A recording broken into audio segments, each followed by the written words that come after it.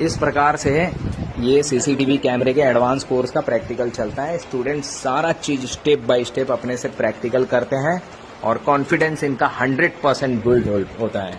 Confidence किस level पे अभी आपका? 100 में से 100 मतलब इंडस्ट्री में जब आप जाओगे, सीसीटीवी इंडस्ट्री में, तो तहलका मचाने के लिए आप तैयार है? आग लगा दोगे मतलब।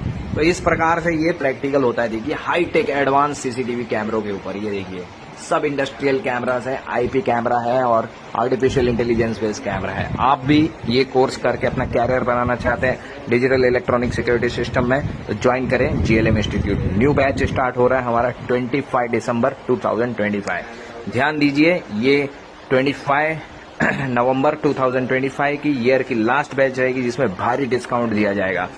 याद रखें डेट 25 नवंबर 2025। Admission is started already.